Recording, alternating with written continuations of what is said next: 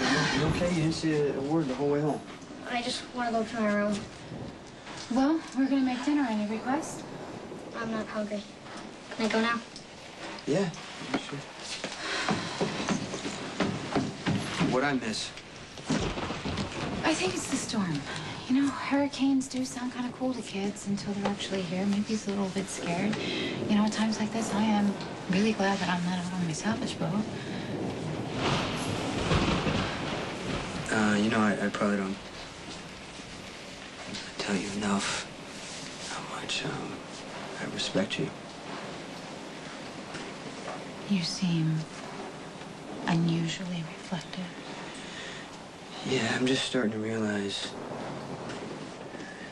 more every day what I have with you. Me too. The hurricane switched direction. It's bearing down on the city right now. Vic and I are gonna head outside and fasten down what we can. That's just great. Something else to traumatize Michael. Hey, no, look, we'll make it into an adventure. How would you do that? I don't know. I'll think of something. The important thing is to make Michael know that he is not alone right now. Jody. Hey, what's all that stuff? Camping supplies. Got some candles and flashlights because we're probably gonna lose power, and I brought some marshmallows to roast over the fire. Do you think this is gonna make Michael get in the spirit of things? Well, I think as long as you coach him, he will. You know, I'm watching you, how you take care of Michael, and it just makes me realize how good a mom. You would have been a wonderful parent to our child, too. And who knows, maybe someday you are still going to get a chance. I hope so. Me too. What are you doing here? I apologize for the interruption, but Michael left his backpack behind in my office. Well, you didn't have to bring it tonight. Well, Hurley, I agree, but something fell out of Michael's backpack that concerned me. He wrote a letter to a girl named Jody. Who is that? Jody was a neighbor that Michael made friends with. Her parents moved her suddenly, and Michael wrote her a letter and wanted to mail it, and he couldn't find her. Actually, if you want to, I think it's kind of cute that they connected. You know, Michael does need friends his own age. Unfortunately, I don't agree. Whoever this girl is, I'm glad she's gone. Why? When did she move? About a week ago. And precisely when Michael started making improvement. And sometimes outside ties not directly involved in the process can be more of a detriment than a help. Well, again, I'm sorry for the intrusion, and I've got a long drive ahead of me. Good night. Well, you're out of luck. Roads are blocked, and they're turning everyone else back. Might as well make yourself comfortable. Well, won't this be cozy?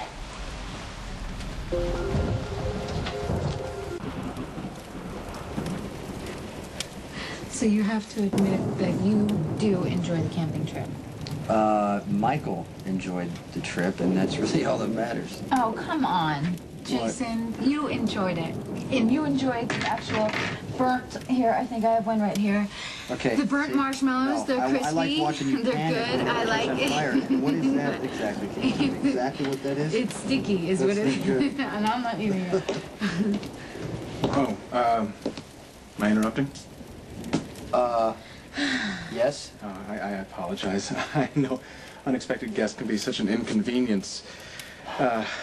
Oh, by the way, the room is very comfortable, thank you. Oh, good. So why don't you stay up there? Since we're all here together, I'd like to make the best use of our time. I was wondering if we could have a therapy session. Now? All right. Forget it, okay? This is Michael's house, not your office, Dr. Thomas. I didn't mean Michael. I meant you. Working spontaneously can be very effective.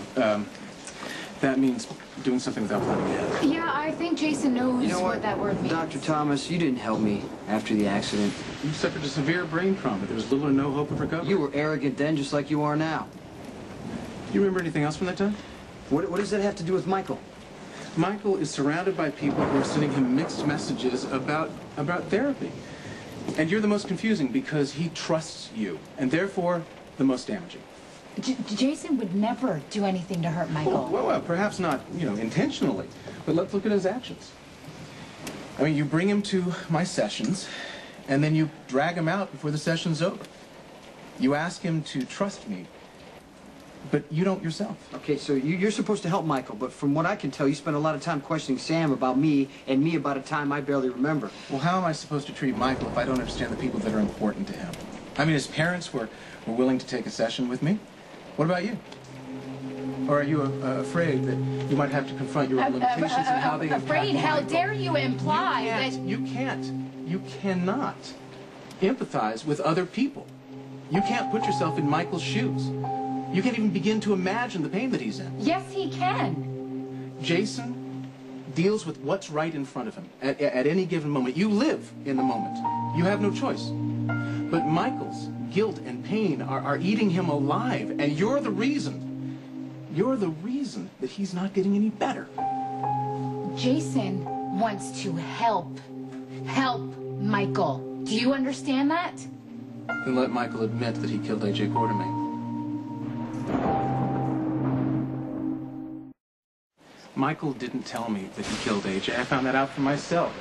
And not because of Michael's behavior, because of yours. You're uncooperative, you're secretive, you're rude. Well, don't like you never did, so... Look, you've been trying to control the situation from the start. And it's clear that you're trying to protect Michael. I mean, you'd pull him out of his session every time he was on the brink of saying something terrible. So it was a logical deduction that Michael killed A.J. But you don't have to look frightened. I'm not going to tell the police. I genuinely want to help Michael. But if he doesn't get some special help, and soon, this secret's going to destroy him. I can help him. And Jason, despite your best intentions, you can't. You'll never be able to empathize with Michael. You'll never be able to understand what he's going through. The brain damage is too extensive. Oh, come on. Just shut up, Dr. Thomas, please. I'll leave you two alone. Hey. Do not listen to one word that Micheal He's right. said. When I woke up from the accident, all the years before were gone. I can't remember when I was Michael's age. Jason, you can imagine. I can't. I can't imagine anything. That's the problem. I can try, but after the accident, that was the part that was missing. So I can't really imagine how scared Michael was when AJ told him his parents didn't want him. But you would do anything to help I him. can't imagine what it's like to be kidnapped. To be scared for your brother and your sister and scared for yourself. I don't know what it's like to be told that your whole life is a lie. I cannot feel what Michael feels. I can't imagine what he feels. You love that little boy in your heart, where it counts. You would do anything Who cares how much I love him if I can't help him? If when I try, I hurt him instead.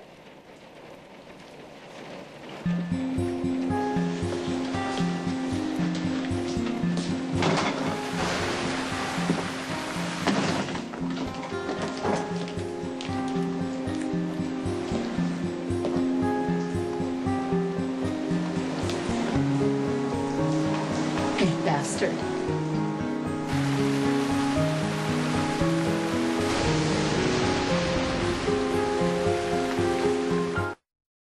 You were deliberately cruel to Jason. I was telling the truth. You had no right to tear him down like obviously that. love Jason very much. How I feel about Jason is none of your damn business. I am he not loves that trying kid to more hurt than you... Jason.